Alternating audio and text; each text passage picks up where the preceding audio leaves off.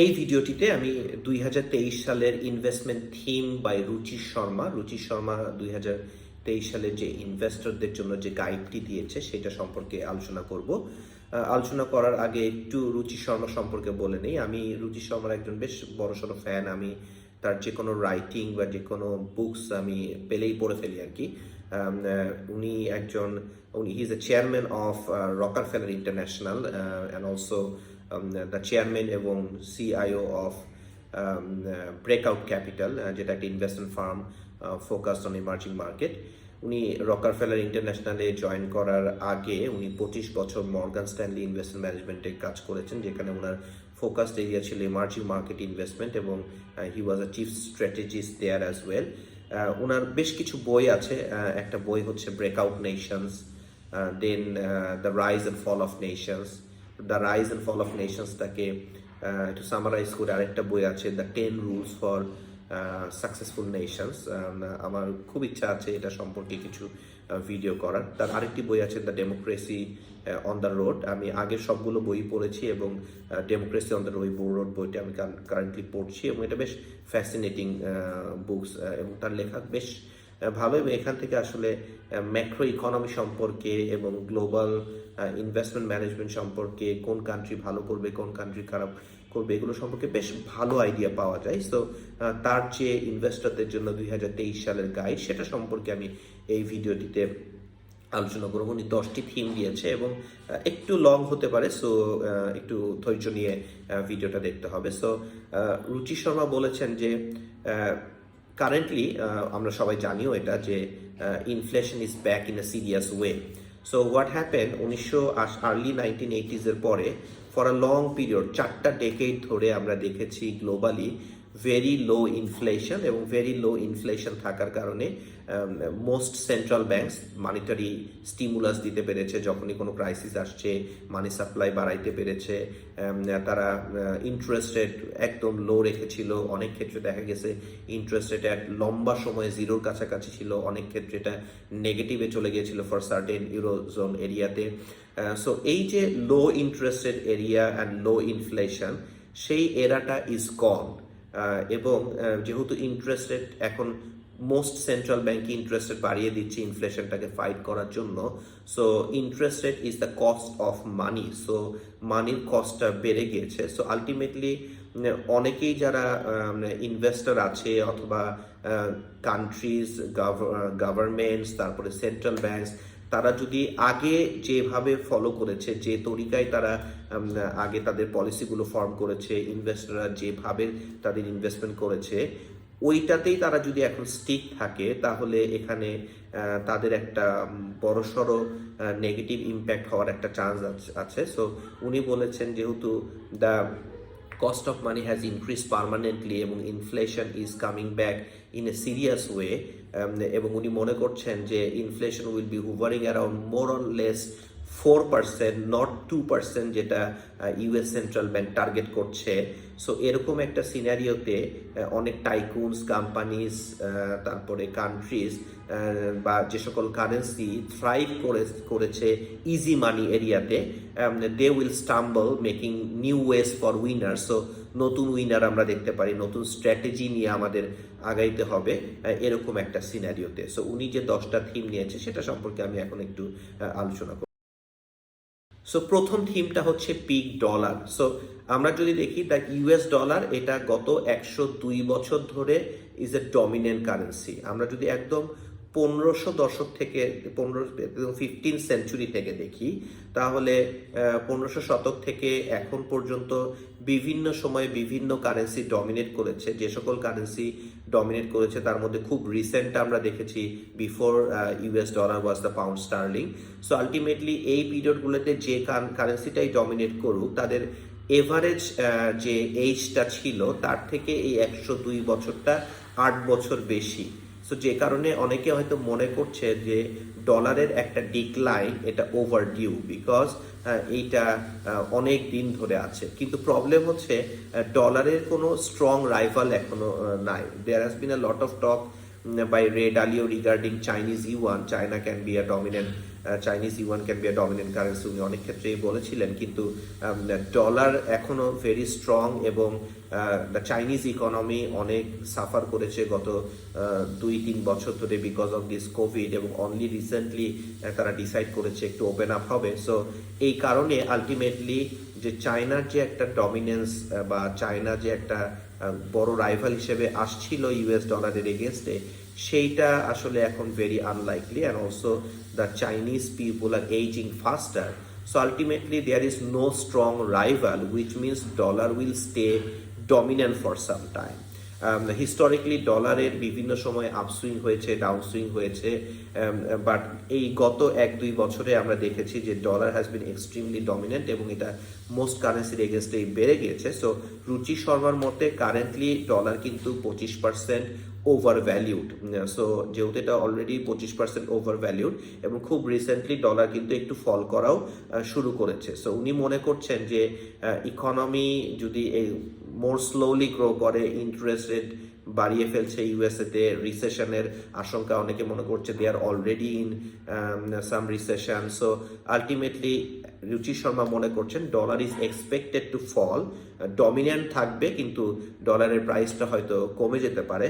So ultimately dollar অনেক বেড়ে যাওয়ার কারণে আমেরিকানদের যে অনেক পারচেজিং পাওয়ার বেড়ে গিয়েছিল, কারণ তারা অন্যান্য দেশের প্রোডাক্ট অনেক চিপার প্রাইসে কিনতে পারছিল because of the strong dollar, সেই পারচেজিং পাওয়ারটা একটু কমে যাবে ইন 2023-তে because he is expecting the dollar price to fall. Second যে থিমটা উনি দিয়েছেন সেটাকে উনি বলছেন দ্য রাইজ অফ দি রো মানে rest of the world. So ultimately, US has been the best performing market in the world over the past century. তারপরেও প্রত্যেকটা দশকেই দেখা গেছে যে ইউএস মার্কেট বেড়েছে তা না। যদি আমরা সেকেন্ড ওয়ার্ল্ড ওয়ারের পর থেকে দেখি তাহলে ইউএস মার্কেট একটা দশকে আউট পারফর্ম করেছে রেস্ট অফ দ্য ওয়ার্ল্ডকে, আবার দেখা গেছে পরের দশকে রেস্ট অফ দ্য ওয়ার্ল্ড থেকে হয়তো খারাপ করেছে। 1950s, 70s এবং 2000s were great decades for investing outside the US, এবং ইউএস মার্কেট 2010-এর পরে একটা ভালো র্যালি হয়েছে। So value of US market 2010 থেকে 2021 সাল পর্যন্ত অনেক বেড়ে গিয়েছে, এবং by the end of 2021 US market represented 60% of the global market. So ultimately এই যে 60% অফ দি গ্লোবাল মার্কেট, এটা লং টার্ম যে এভারেজ সেটা 45%। সো সেখান থেকে 15% বেশি compare to the long term average. তার মানে হচ্ছে যে ইউএস মার্কেট অনেক বেড়ে গিয়েছে কম্পেয়ারে। এখন একটা প্রশ্ন হতে পারে এটা কি রেস্ট অফ দ্য ওয়ার্ল্ডের তুলনায় আরো বাড়বে নাকি এটা একটু কমে যেতে পারে। এখন শুধু তো আর মার্কেট ভ্যালুয়েশন দেখলে হবে না, আমাদেরকে এটাও দেখতে হবে যে রেস্ট অফ দ্য ওয়ার্ল্ডের আউটপুট ভার্সেস ইউএস এর আউটপুট, রেস্ট অফ দ্য ওয়ার্ল্ডের কর্পোরেট আর্নিংস ভার্সেস ইউএস এর কর্পোরেট আর্নিংস। সো একটা জিনিস আমরা দেখছি যে এন্ড অফ 2021-এ এটা 60% অফ দ্য টোটাল মার্কেট ছিল, কিন্তু অন্যদিকে যদি আমরা একটু দেখি যে কর্পোরেট আর্নিংস, তো গ্লোবাল যে কর্পোরেট আর্নিংস তার মধ্যে ইউএস হাফ, আবার গ্লোবাল যে ইকোনমিক আউটপুট তার মধ্যে US is 25% of the total economic output of the global. আবার যদি আমরা লিস্টেড কোম্পানিজগুলো দেখি তাহলে it is 1/5 of the listed company. Also এটার পপুলেশন গ্লোবাল পপুলেশনের অনলি 4%। সো আলটিমেটলি যেহেতু স্টক ভ্যালুয়েশন অফ ইউএস এটা সেকেন্ড ওয়ার্ল্ড ওয়ারের পরে মোটামুটি একটা অনেক হাইয়েস্ট লেভেলে চলে গিয়েছে। সো যে সকল investor are still sticking to American companies, because গত 10-12 বছরে আমেরিকান কোম্পানিগুলো অনেক ভালো করেছে, এরাই ভালো করবে, ওই থিওরিতে যারা পড়ে থাকবে তাদের একটু লস করার একটা সম্ভাবনা আছে বা সাব অপটিমাল রিটার্ন পাওয়ার একটা সম্ভাবনা আছে। এই অ্যাসাম্পশনটা অত সেফ নাও হইতে পারে। সো উনি মনে করছেন যে গোয়িং ফরওয়ার্ড বা 2023-তে rest of the world will catch up in terms of profitability and the prices. উনার তৃতীয় থিমটা হচ্ছে যে not so big take. So what happened last, আমরা যদি দেখি যে গত 8-10 বছর যদি আমরা দেখি তাহলে আলটিমেটলি আমরা দেখব যে ইউএস মার্কেটটা যে অনেক বেড়ে গিয়েছে সেই বৃদ্ধিটার পিছনে একটা বড় কারণ ছিল যে টেক কোম্পানিজগুলো ভালো করেছে। আর এই টেক কোম্পানিজগুলো অনেক ভালো করেছে ইন অ্যান এরা যখন ইজি মানি ছিল, মানে মানির কস্টটা অনেক কম ছিল আর কি। সো ইন অ্যান ইজি মানি এরা টেক কোম্পানিজ যেগুলো আলটিমেটলি অনেক কোম্পানিজ আছে লাইক উবার, দেন হচ্ছে আপনার নেটফ্লিক্স, জুম। সো এরা এগুলো দেখা যায় একটু হাই ডিউরেশন স্টক। সো এই সকল কোম্পানি অনেক ভালো করেছে ইন অ্যান ইজি মানি এরা। বাট এই যে bias towards the big tech companies, সেইটা এখন যেহেতু কস্ট অফ মানি অনেক বেড়ে গিয়েছে, interest rate is higher, inflation rate higher. So এরকম ক্ষেত্রে এই কোম্পানিগুলো অলরেডি স্টার্টেড ফলিং, এবং গত 2022 সালে এরা অনেক ফল করেছে। বাট উনি মনে করছেন যে এই ফলটা still not enough, there is আরও ফল করার একটা চান্স আছে। ফোর্থ যে থিমটা ওনার, সেটা হচ্ছে less money better TV. So easy money এরিয়াতে যেটা হয়েছে যে সকল streaming services like Netflix, Amazon Prime বা ধরেন ডিজনি, সো এরা আলটিমেটলি যেটা করেছে, they focused on subscriber growth, কত বেশি সাবস্ক্রাইবার গ্রোথ করা যায় এবং যত বেশি বেশি শো আনা যায়, যত টিভি শো আমি বেশি আনবো, যত ডিসকাউন্ট প্রাইস আমি সাবস্ক্রাইবার নিয়ে আসবো, যত আমি স্টিমুলাস দিব ফর কাস্টমার অ্যাকুইজিশনে। সো আলটিমেটলি এই জায়গাটায় ফোকাস অনেক বেশি ছিল, এবং ইনভেস্টরদেরও ইস্যুটা ছিল যে এই সকল কোম্পানি আমি অনেক হাইলি গ্রো করছে, সো এই company what ever the price, so গ্রোথের জন্য আমি এনি প্রাইস দিতে আমি রাজি আছি, এই থিমটা ছিল। এবং এই থিমে দেখা গেছে যখন কোভিড এরা আসলো 2020 এবং 21 সালে, অল দিস কোম্পানিজ একটা ম্যাসিভ লেভেলে বেড়ে গিয়েছে। কিন্তু আমরা যদি একটু quality of those TV shows দেখি, তাহলে average IMDb rating for Netflix TV shows এইটা মিড 2010-এ পিক করেছিল, এবং যে সময় এই রেটিংটা ছিল 10-এর মধ্যে 8.5, যেটা 2022 সালের শেষে এসে দ্য IMDb রেটিংটা 6.7-এ নেমে এসেছে। তার মানে quality of this TV shows অনেক কমে গিয়েছে।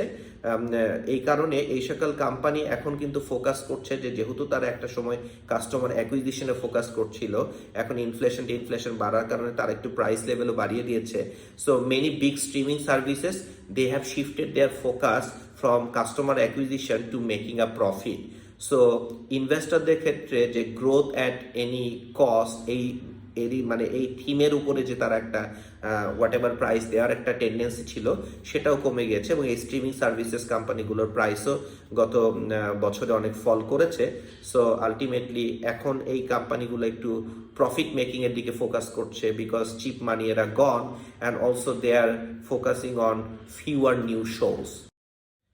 এর পরের থিম যেটা রুচি শর্মা বলেছে, সেটা হচ্ছে ইকো বাবলস। সো উনি বলেছেন যে during the pandemic like many emerging companies এগুলো অনেক বেড়ে গিয়েছিল, লাইক অবভিয়াসলি জুম, নেটফ্লিক্স এগুলো, then clean energy stocks like Tesla, আবার ধরেন ক্রিপ্টোকারেন্সিজ ইনক্লুডিং বিটকয়েন।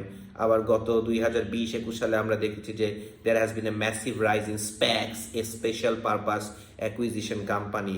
আবার ধরেন অনেক কোম্পানি, টেক কোম্পানি যাদের কোনো আর্নিং নাই কিন্তু খুব ভালো নাম আছে, লাইক ধরেন উবার, স্পটিফাই, লিফট, এই সকল। সো এগুলোতে একটা বড় বাবল হয়ে গিয়েছে আর কি। সো উনি মনে করছেন this bubbles have already suffered. তার কারণ হচ্ছে এই স্টকগুলো অনেকগুলোই 50 থেকে 75% পর্যন্ত ফল করেছে, কিন্তু উনি মনে করছেন the story is not over, and also the fortunes of crypto kings and Elon Musk are still wilding wildly. So উনি মনে করছেন যে going forward the next big winners will be something else, not this type of companies. Japan is back. That's his next theme.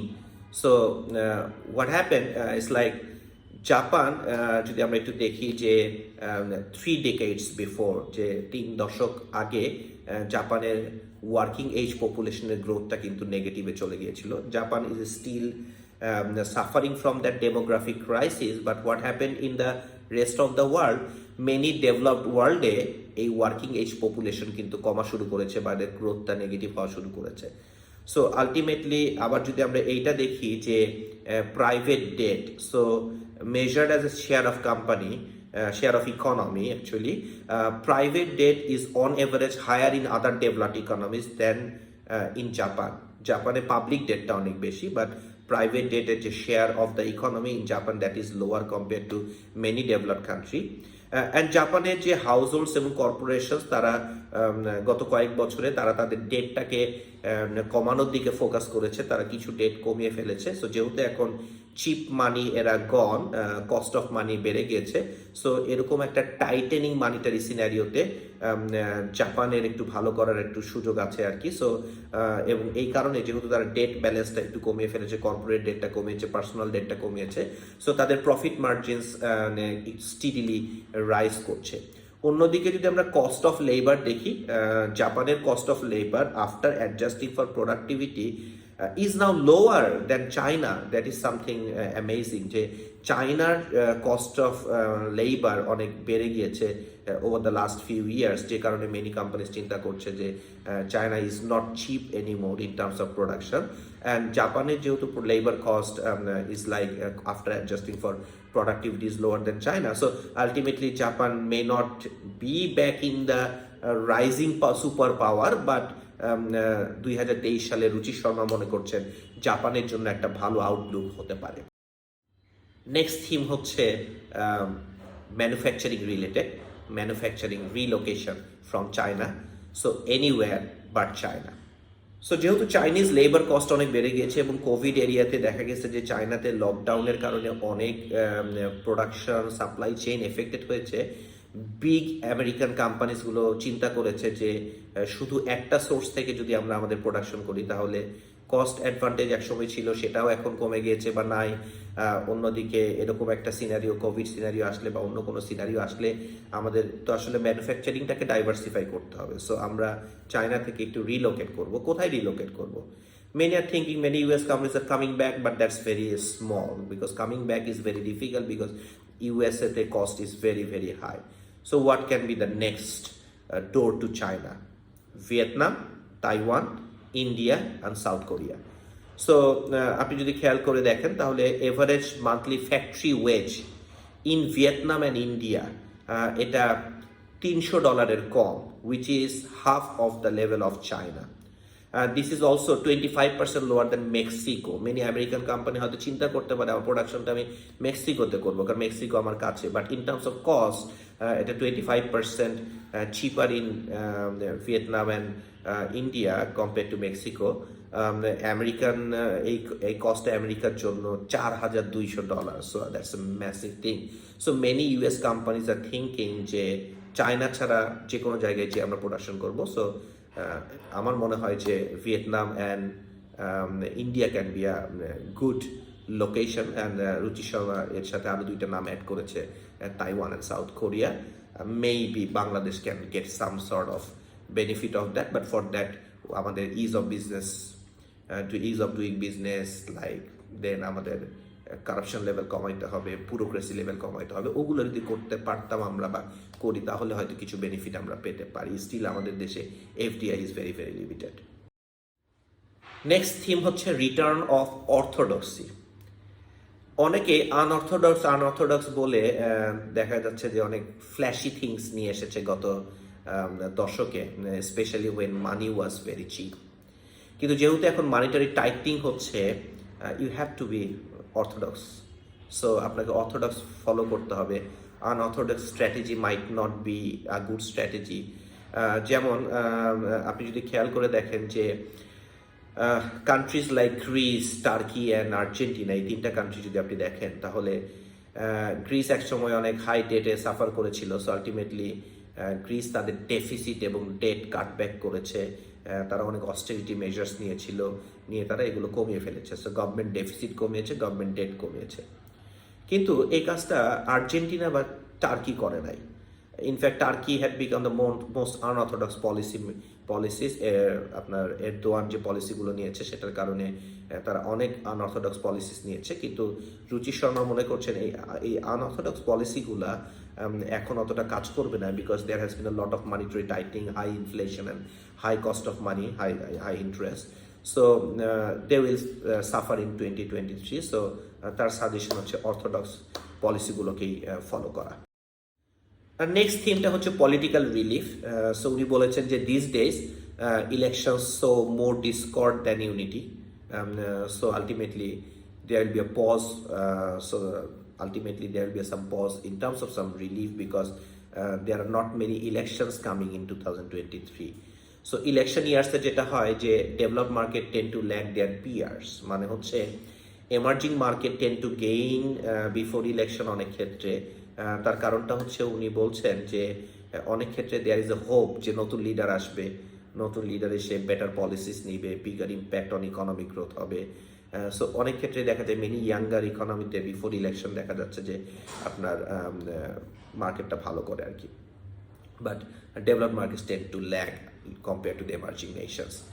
But as per Ruchi শর্মার opinion, উনি বলছে যেহেতু there are few big elections coming, so the spotlight may shine brighter in smaller once.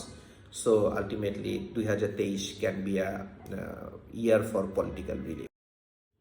And the last theme is bluebirds, not the black swan.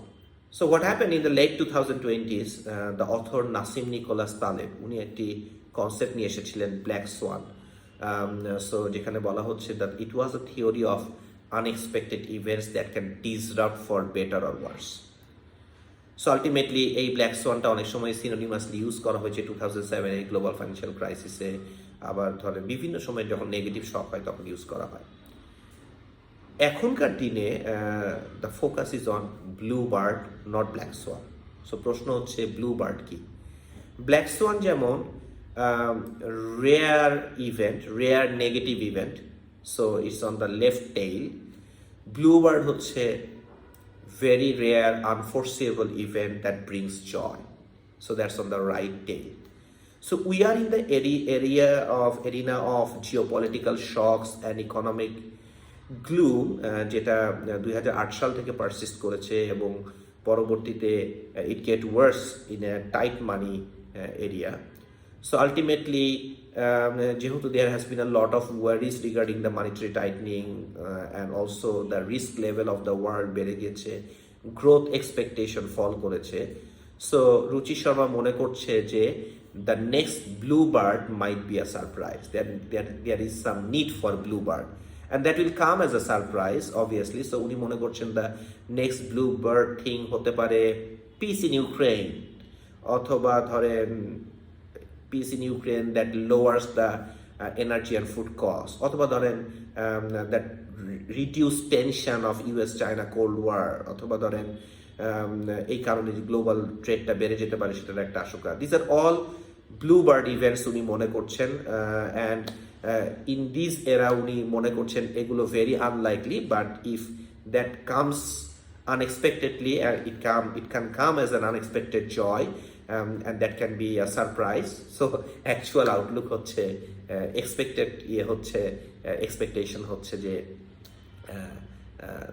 unlikely events of reduced tension of US-China or হচ্ছে peace in Ukraine. So that might pose a threat to many countries. At the same time, China recently open up করেছে। So China open up করার কারণে দেখা গেছে যে Chinese ডিম্যান্ডটা যদি বেড়ে যায়, সো খুব রিসেন্ট টাইমসে আমরা দেখেছি বিভিন্ন কমোডিটি প্রাইস, এনার্জি প্রাইসেস একটু কমা শুরু করেছে, বাট ওইটা হয়তো একটু অফসেট হয়ে যেতে পারে through increase Chinese demand. So that might be negative for many emerging Nations as well. So এই থিমগুলো ছিল রুচি শর্মার expectations or forecast or like it's like investment guide for 2023. So উনি ফোকাস করেছে যে গত 10 বছর বা 15-20 বছর যে স্ট্র্যাটেজি নিয়ে আমরা ভালো গেইন করেছি, অথবা যে স্ট্র্যাটেজি নিয়ে যেই ধরনের কোম্পানিগুলো ভালো করেছে in an era of cheap money and low inflation era, this time inflation is coming in a big way and it is going to be it's like less temporary, rather more permanent. So we have to be orthodox, we have to look for things that will benefit during monetary tightening era. So I think this is something, a good guide for many investment officers, analysts and also business people and board members. So I think এই ভিডিওটা থেকে আমরা অনেক কিছু শিখলাম। If you have any queries, feel free to comment and share. Thank you for watching the video.